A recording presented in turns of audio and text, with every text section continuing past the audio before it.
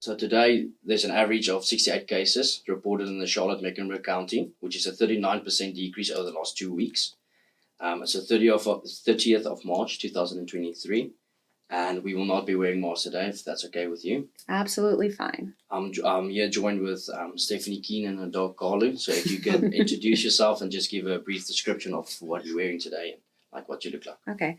Hi, my name is Stephanie Keene. My pronouns are she, her.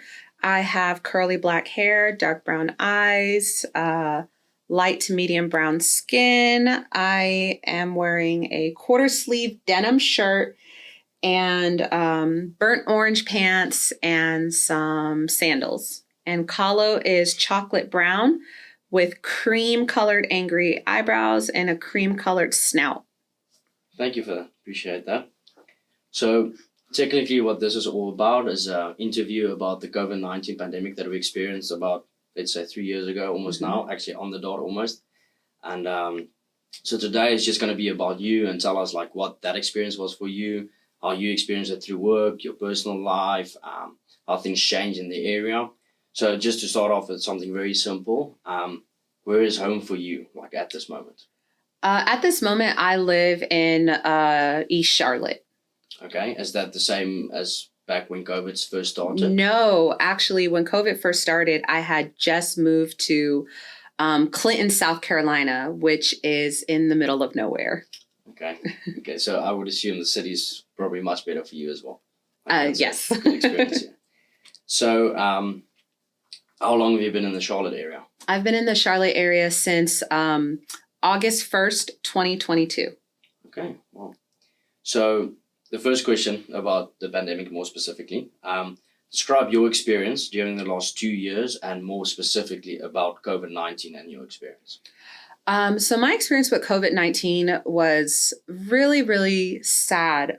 I personally did not lose anyone, but my partner at the time lost his father after a lengthy battle with COVID. One of my best friends also lost his mom. And I knew his mom very well. So it was just really tough to see people you love go through that. I think also just seeing the divide and how it became such a political thing, and then seeing the people you love have to deal with the politics of a disease that took a loved one was really, really stressful. I will say, however, that because I lived out in the countryside in the middle of the nowhere, I didn't have to go through situations like running out of toilet paper or anything like that. Like, I lived in a really small town, and so we actually had a surplus of supplies. Okay, that makes sense. So I would assume, mentioning that you were living in like the countryside and moving to Charlotte, would you say that with that transition, you realized that people were more strict around like more populated areas than where you were from? Yes, absolutely. Clinton, South Carolina did not take COVID seriously.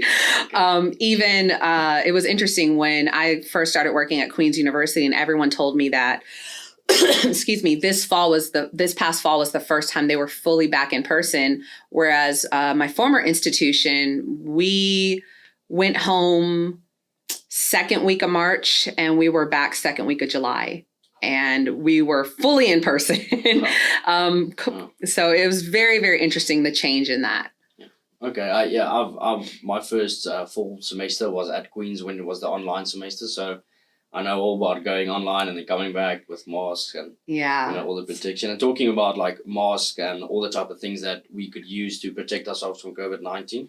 How was that experience for you when you came to Charlotte in terms of masks and gloves and like especially going into the workplace? Like, was that a difficult transition for you?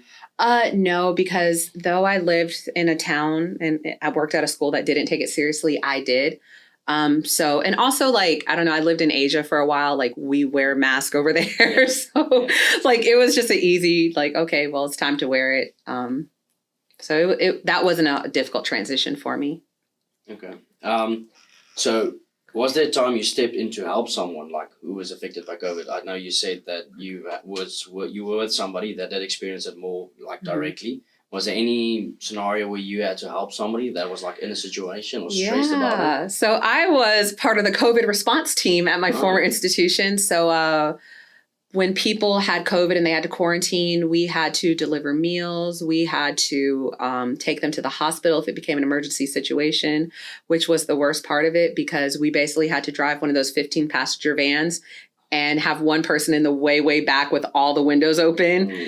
And, you're still just paranoid, like, oh my God, I'm going to get COVID because I'm taking this person. And you're just thinking like, this is not part of my job, but then every higher ed job description has other duties as assigned. And that was one of them. So yeah, I've worked with COVID a lot. Okay. So now that you mentioned that you were part of the response team in that way, was there any sort of other challenges that you faced? Maybe something personal in terms of like going to the shopping centers maybe or going to the mall? Did you have some challenges maybe that affected you there? I would say not in my personal life. Again, I lived in a small town where resources were ready available. And I like to ship stuff anyways. But I would say with work, that was challenging because I felt like we went back to work way too early. And we were not allowed to work from home, even though in my role, I very much could have worked from home. And so there were 3 people in my office, and we were very worried about getting each other sick, especially one of my colleagues had a compromised immune system.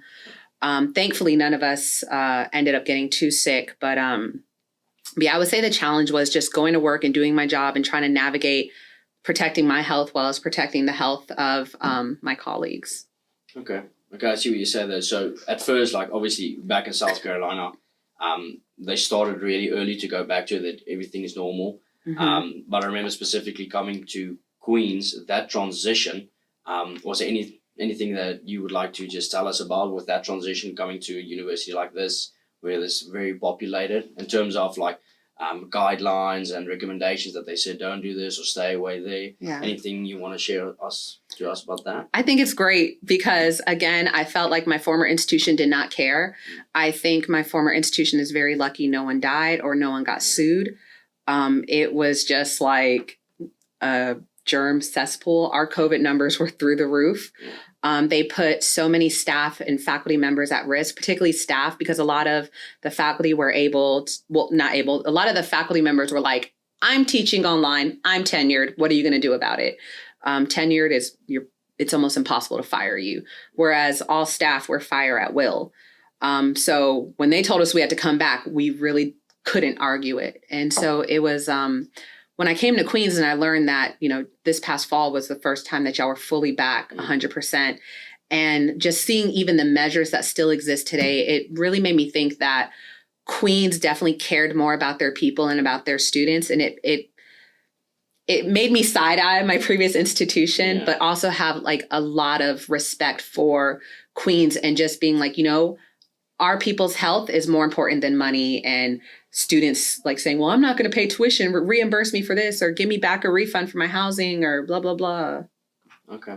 So like thinking about specifically the consequences of COVID. I know, for example, my brother, he used to sanitize his hands even before COVID because like he just knows that germs are literally everywhere and our hands are technically always dirty.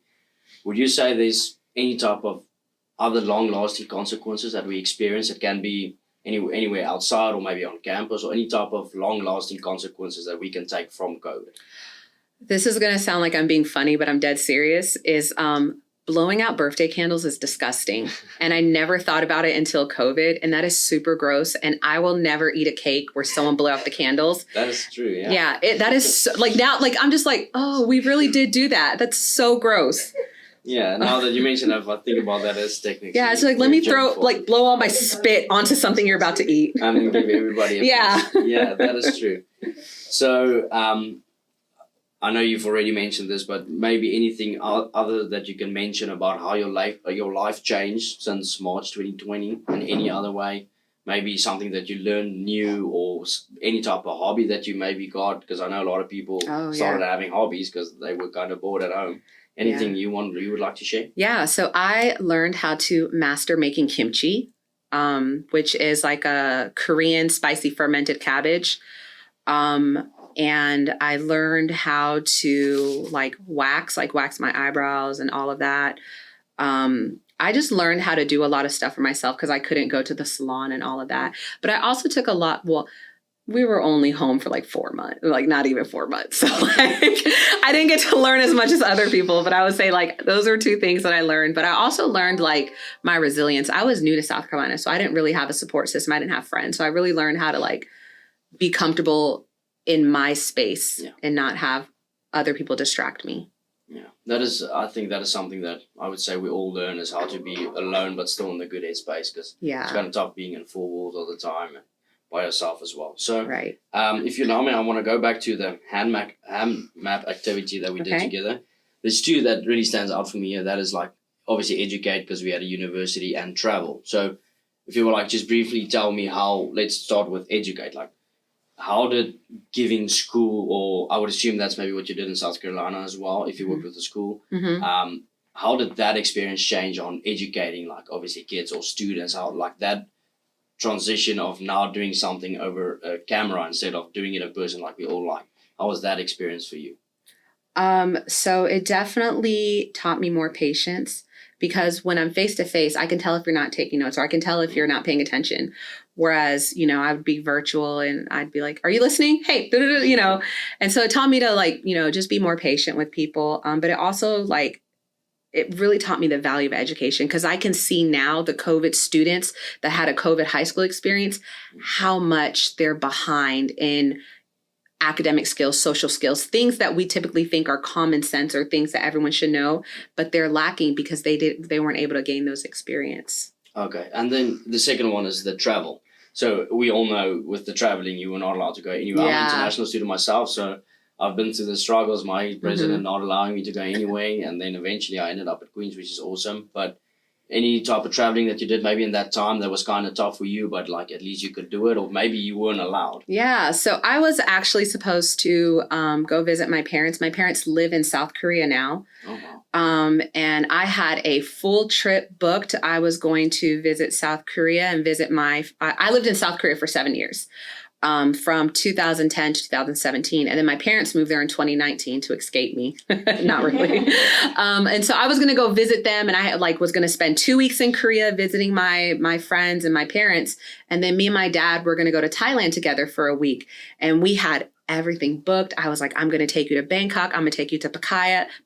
I'm going to take you Koh Samui. Like I had everything. And then COVID hit. And we couldn't travel. And that like really upset us, because I love to travel. Like I've been to almost every continent except for Antarctica. And so I try to go out of the country at least twice a year. And so I haven't been able to do that. Like I just went to Panama last year, April. But other than that, I really haven't gone anywhere because of the restrictions. Okay. And now that you mentioned that you've been through a few countries, if I can touch on that, would you say that USA was maybe about average in strictness and regulations, or about the same as, I know many countries didn't have anything, but you would say less? I would say less. Well, at least Asia, and it might be because, it's considered or thought that China was the epicenter. And so I know at least for Korea, it was very strict. Like even kind of as America opened up, Korea was like, okay, you can fly into Korea and then immediately you're shuttled to the quarantine hotels and you have to stay there for like 10 days until you get your test back. And those hotels were like $2,000 total. And then you're also there for 10 days. So imagine like, you want to go there. So you spend a day traveling too. You have to stay in the quarantine hotel and spend an extra $2,000. I think at the moment right now, a decent flight to Korea is between $1,700 to $1,900. Wow.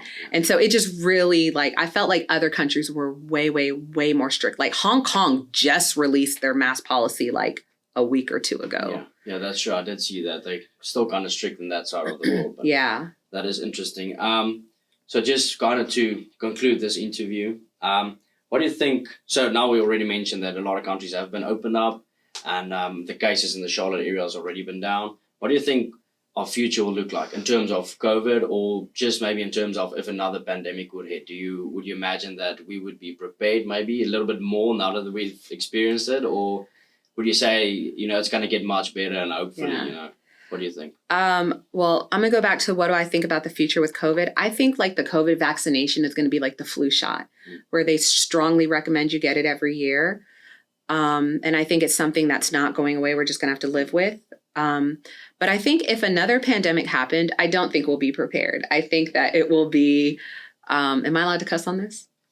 It will be another shit show, like part 2. And it's unfortunate. Maybe I would love to be proven wrong. I would love for us to be prepared and know how to handle it and do better. But I mean, the fact that people were hoarding toilet papers and fighting elderly people in the parking lot for cartons of eggs and jugs of milk, like it just really makes me think that we're a very individualistic society and we don't care about the masses. A majority of people care about themselves. So I don't really think we'd be prepared well. Yeah. Now that you mentioned the whole toilet paper thing, like I said, I'm an international student. I'm from South Africa. We had the exact same thing. And there was absolutely no reason for that.